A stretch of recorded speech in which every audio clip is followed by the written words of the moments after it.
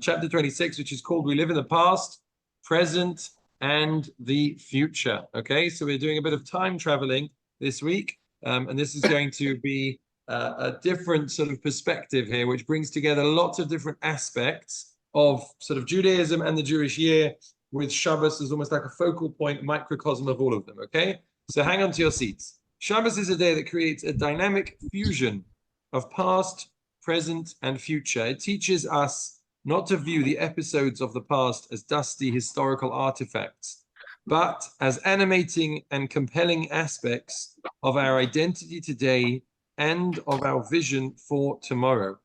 By the way, just to say, this is crucial for everything that we do as Jewish people. You know, history is often taught as a subject in school, and you either like it or you don't. Like me, if you don't like your teacher, then you drop it in year 9 when you haven't learned enough history for sure. But for us as Jewish people, the episodes of the past are really what compels us forward, what drives everything that we do forward. Okay, and therefore that's why they're so important. They're not just history at all. Let's continue. On Shabbos, we revisit the creation of the world and our spiritual birth at Sinai. And we look towards our future redemption. So there's 3 different aspects here, right? There's the creation of the world. We all know how that's related to Shabbos, because Shabbos is the 7th day on which God rested. Our spiritual birth at Sinai, right? The giving of the Torah at Har Sinai. And number 3 is the future redemption, the Mashiach, okay? The final redemption. All of these things. He continues. Shabbos evokes the beginning of history and its end, and the journey in between. It also encapsulates the holiness of our 3 primary festivals, Pesach, Shavuos, and Sukkot. So again, that's another 3 here, which are in turn linked to creation, revelation, and redemption. Those are the 3 that he mentioned before, okay, just in shorter form. Shabbos weaves together these strands of time into a tapestry of meaning and beauty, eternity, and destiny. So now he's going to say a number of different 3s that correspond to these 3 things. Again, creation, revelation, and redemption. The 3 central Amidah prayers on Shabbos correspond to the 3 great historic events connected to the day. The Friday night Amidah refers to the first Shabbos of creation. The Shabbos morning Amidah recalls the giving of the Torah at Sinai, which took place on Shabbos. And the Shabbos afternoon Amidah evokes the final redemption, the Shabbos of history, when God's presence will be manifest in the world and faith, harmony, and wisdom will abound. So there's 3 different Shabboses which are reflected in the tefillahs that we say, in the davening that we say.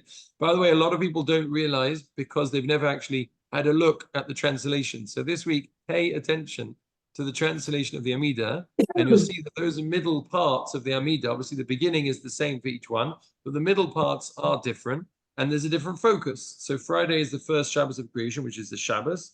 Shabbos is the giving of the Torah, which takes place on a Shabbos. There's our Shabbos link, so the giving of the Torah. And then the final redemption is what we call a Yom Shekulo Shabbos. It's an entire world of Shabbos.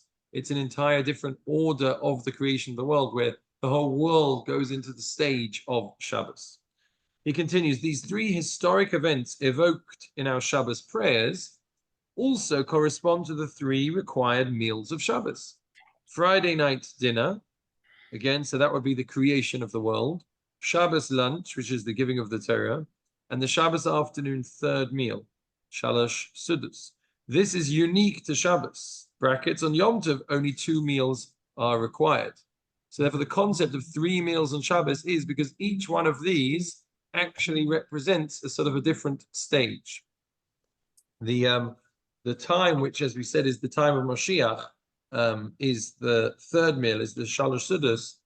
The Hasidic masters used to call it the Rav or the Ravim, which means the secret of secrets, and used to spend a long time sort of sitting and singing and creating sort of an atmosphere as Shabbos left, because it's looking forward. It's the time where each one builds upon the other one until we get to the time where we can sort of appreciate that coming of the Mashiach. In fact, by the way, actually, and you see how each one builds on the other one as well with a nice minhag, a nice custom, which is that on Friday night you cut the bottom challah. Do you know that? There's actually a custom that the challah that you cut first on Friday night is the bottom one, and then on Shabbos day the challah that you cut first is the top one, right? So you got your two challahs, one on top of each other. And the Abu Dra, one of the early commentators, says, because we start with Friday night, we build up from the bottom.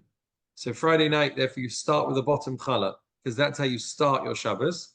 And then by the time you get to Shabbos day, you've already built it up, and now you're at the top challah, because you cut from there, because you've sort of built it up till you get to the top challah. And then now Shalosh Shudas is the thing which is sort of above both of those things. Now, the concept is sort of similar to what the chief rabbi is talking about here, by Goldstein's talking about here, which is that we're looking back right all the way to the beginning on Friday night, going all the way back to creation. Then there's kind of the intermediate step, which is the Shabbos day. So that built upon creation, and that was the giving of the Torah. And then we end off with looking forward to the future, which is the Moshiach. So Shabbos itself is a journey. Every single Shabbos, we're kind of journeying through from the right at the beginning of the creation all the way till the end point. He continues, the intersection of past, present, and future, we're now on page 130, on Shabbos, goes further. There's another trio, another three here. The Medrash draws the parallel between Shabbos and the three festivals, Pesach, Shavuos, and Sukkot, each of which is, in turn, connected to the three key moments of history. The pattern of connection is exquisite. So we're now going to connect these three, as we said, the creation, revelation, and redemption, connect them to Pesach, Shavuos, and Sukkot. During the week, we are stuck in our own Egypt, mired in the slavery of the workplace, beholden to the demands of societies whose values are often not our own. On Pesach, God granted us the gift of physical and spiritual freedom, taking us out in haste. And every Shabbos begins with that same gift of a dramatic transition to holiness and freedom. So again, just like on Pesach, we get freedom literally from slavery. So Shabbos also, we leave, I'm not going to say the slavery of the 6 days, because I hope that your work doesn't feel like slavery. But nevertheless, there is that freedom from all of the things that we're busy with and occupied with and that grab our attention for those 6 days. This parallels the first Shabbos of creation. Adam and Eve were created on Friday and entered Shabbos only hours after coming into existence. It represents the power we have to lift ourselves out of the darkness, to become holy and close to God, to enter the sacred space of Shabbos and leave behind the world of confusion. Meaning Friday night is the transition. Remember, as we spoke about it last time, it's the time when sort of everything stops and then you move into a different zone, into a different mode. So Friday night is the transition, which was also the Exodus, which is the Pesach, leaving Egypt as well, from the slavery to freedom. Parallels the first Shabbos of creation. Then on Shabbos morning, the energy changes, he continues. No longer making the stark break between the mundane and sacred, between darkness and light, right? You wake up on Shabbos morning and it's already Shabbos. Now our focus is to make ourselves worthy of retaining the holiness and inspiration and integrate it more deeply into ourselves, meaning now we've already got something. We've already, entered into the world of Shabbos. We have to make ourselves worthy of that. We have to raise our game. We shift towards developing ourselves using God's gifts of wisdom and goodness. Our prayers at this time recall God giving us the Torah, corresponding to the festival of Shavuos, the anniversary of the Sinai experience. So if Pesach is the beginning of Shabbos, it's the Friday night zone, then Shavuos, which is the giving of the Torah, is now the Shabbos day. That's what Shabbos day corresponds to. Shavuos, he continues, literally weeks, refers to the weeks of preparation leading up to the festival, as we make ourselves worthy of the Torah through the mitzvah of counting the Omer. During this time, we take the initiative, owning our spiritual journey and rising to the calling of our divine mission, viewing the Torah as a divine blueprint for the present and not a dusty document of the past. Shavuos celebrates our ability to sustain a life of holiness. This is an important point, meaning the giving of the Torah is not a momentary flash of inspiration, but it's designed to allow us to sustain that. When you sustain it, then it means that the inspiration turns into something which is a motivation. It turns into something which powers everything that you do, which you're able to sustain. And it's leading or living an elevated life rather than just having bursts of inspiration. He continues, of course, we all have momentary flashes of inspiration. Our challenge is to convert these isolated moments into something enduring. The Jewish people left Egypt on a spiritual high, having just witnessed the 10 plagues and the splitting of the sea. But after that initial euphoria, could we sustain the feelings of awe and gratitude? There were ups and downs along the way. There were moments of victory and defeat, but the gift of the Torah ensured that even in the barrenness of the wilderness, we were able to sustain lives of spiritual inspiration. And therefore, that is what Shabbos Day is about. Shabbos Day is about converting that uplift that you get at the beginning of Shabbos, converting that flash of inspiration of now we just entered into a different zone, which is what Friday night is about, and that's exciting. And now converting it into something which is you're able to sustain. So it's waking up within a Shabbos, and this corresponds to therefore Shavuos and the giving of the Torah, because that's what the Torah enables us to do. He continues, our late afternoon Shabbos prayers evoke our hopes and expectations for the fulfillment of the prophecies of a redeemed world. So this is the third step, the third meal. This corresponds with the festival of Sukkot, when we read and contemplate the prophetic visions of the final redemption.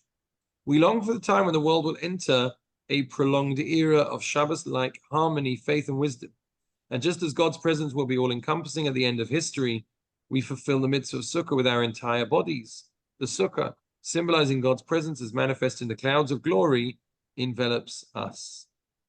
So therefore, our last stage of Shabbos, which is the redemption, which is the stage of Hashem's glory filling the entire world, that is corresponding to Sukkot. Sukkot is when we read actually the section of the prophets, which discusses the final redemption, discusses the war of Gog and Magog that could take place. Sukkot is a very sort of messianic festival. It's a festival that focuses a lot on Mashiach, on the future, on that final redemption. And therefore, that's what the third meal of Shabbos corresponds to. He continues, we now see how Shabbos encapsulates the three festivals. Pesach as the beginning of holiness, Shavuos the sustaining of that holiness, and Sukkot the final redemption, the culmination of history when holiness fills the entire world. We also see how the three festivals are in turn connected to the key moments of history. The Shabbos of creation, which, as we said, that corresponds to Pesach, because that was the beginning of the Jewish people. That was the spark that started everything, just like the creation. Then the Shabbos of revelation, which we said is the Shabbos upon which the Torah is given, corresponding to Shavuos, which is the festival that marks that. And the Shabbos of redemption, which we said corresponds to Sukkot, which is the Yom Tov when we look forward to Mashiach. So all of these are sort of within this one Shabbos, which is a microcosm of these three events. That's the whole of Jewish history, sort of the past, the present, and the future, and also the entire cycle of the Jewish year, Pesach, Shavuos, and Sukkot. I have to say, when reading about this, I can't help but share that we have a school trip to Poland next week. Don't worry, please God, we will arrange a substitute. And I will take all the names on our group, and please God, I'll be davening for them at a very special place where we'll be next Thursday, which is the kever of the Noam Elimelech in Leżensk in Poland, the great Hasidic rabbi. We ask the girls before we go on the trip to send stories, if they've got personal connection to the Holocaust, to any of the places that we're going to, we ask them to send the stories in. And throughout the last week, my inbox has been filling up with these most incredible stories of different connections from students, you know, just in our school. You know, there's one whose great uncle was on Schindler's List, and actually his name appears on the film because he was one of those people that was taken, you know, on Schindler's, was saved by Schindler. And the story about how Eamon Goth, which actually appears on the film, Eamon Goth comes to shoot him, takes out a pistol and the pistol jams, takes out his spare pistol and the spare pistol jams, and then finally gives up and his life is saved. You know, and to see that sort of brought into the present. Another girl tells me about how the great-great-grandmother was brought up by Holocaust survivors of Auschwitz. They didn't tell their daughter that she was Jewish. They changed their surname, didn't tell the daughter that she was Jewish. She only happened to discover it when she was 16 years old. She ended up coming to London to discover more about what it meant to be Jewish. She discovered her parents' story, they were Holocaust survivors, and she ended up having a Jewish family with 7 children of her own. She's got a great granddaughter who will be on our Poland trip. And the magnitude of the Jewish past hitting the Jewish present, as it were. You know, when you bring the current and the generation that is now the next, you know, the future, and you bring together that past together with who we are now in the present, where we are as the Jewish people, and then you have young people there who are the future, and it's just, you realize we're part of something which is so much bigger. It's so much bigger than we can touch right now, so much bigger than we can experience, even within our short lifetime. You realize how small that is, that we're just a small part of it. And I think that, this chapter really sort of brings that home in terms of what every Shabbos is supposed to connect us to, as he says, that we're not just, learning about our history, we're experiencing it, we're traveling on that journey, all the way from Shabbos of creation to the Shabbos of giving of the Torah, and then to the final Shabbos, which is the Geula. We're traveling that journey every single Shabbos. We're experiencing that in a way every single Shabbos. And I'm going to end off with his last paragraph. He says, Shabbos teaches us to experience time as non-linear, transcending the simple measurable units of marking time that flows in a straight line. It is a day when past, present, and future intersect, as we experience the Shabbos of creation, of Sinai, and of a world redeemed. Shabbos brings the past to life and animates our dreams for the future, illuminating our origins and guiding us to where we need to go. We spoke about previously that Shabbos is a me'ein olam haba. We said it's a taste of the world to come. Now, one of the things about the world to come is that time as we know it doesn't exist. It's a world of foreverness. It's a world where everything is infinite. It's a world which is, as we say, lamala min hazman, which is beyond time. Shabbos is also in a way beyond time, because Shabbos, it's past, present, and future all in one day. As he says, time is no longer linear. Time is all happening now. It's all happening on Shabbos. And therefore, this is also another aspect, another way in which Shabbos enables us to experience that which is above time, that which is the Olam Haba, that which is the future world, the world to come, where time is all experienced, that past, present, and future now. So please God, all of us should be able to come away, and as I said, make sure to look at that Amidah, to look at those Shabbat prayers. Have a look in the English, and you'll find that journey that we're traveling. We'll have it in mind when we're eating as well, will enable us to take the past, bring it into the present, and then also use it to look forward to the future. We will end there.